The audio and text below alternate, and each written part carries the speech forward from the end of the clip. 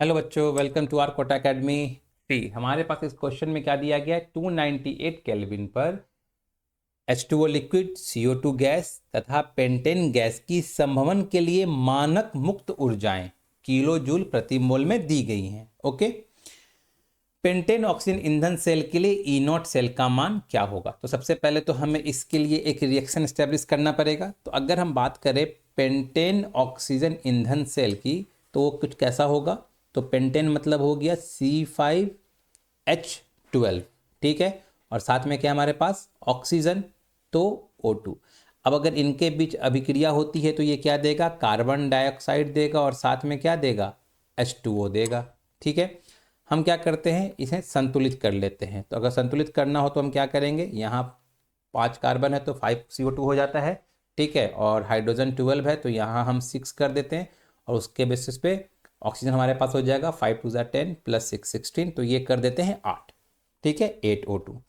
अब हम देखें यहाँ पे हमारे पास क्या क्या गिवन है डेटा। तो हमारे पास डेल जी नॉट गिवन है H2O, CO2 और पेंटेन के लिए। तो हमें इस अभिक्रिया के लिए क्या करना होगा? डेल जी नॉट चाहिए।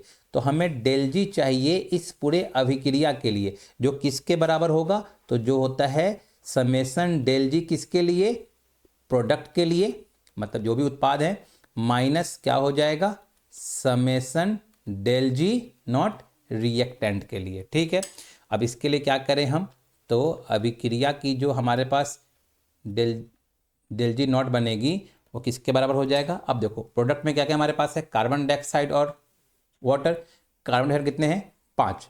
तो क्या करेंगे, 5 इंटू CO2 के लिए कितना है हमारे पास डेल जी नॉट की वैल्यू? -394। तो इंटू करेंगे -394.4, ओके।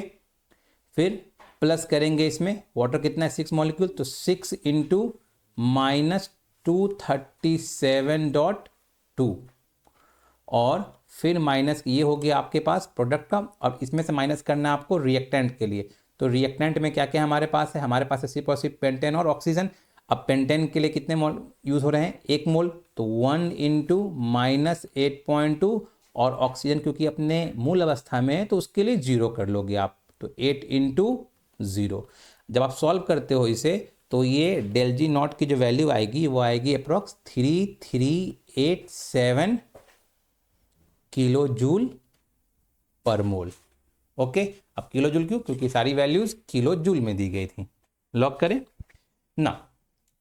अब हमसे पूछा क्या गया है? ई नॉट सेल का मान। तो अब देखो हमारे पास एक रिलेशन है, ठीक है, ई नॉट सेल के साथ और डेल जी में। क्या? क्योंकि हम जानते हैं del G naught is equal to क्या होता है? -NF E naught cell.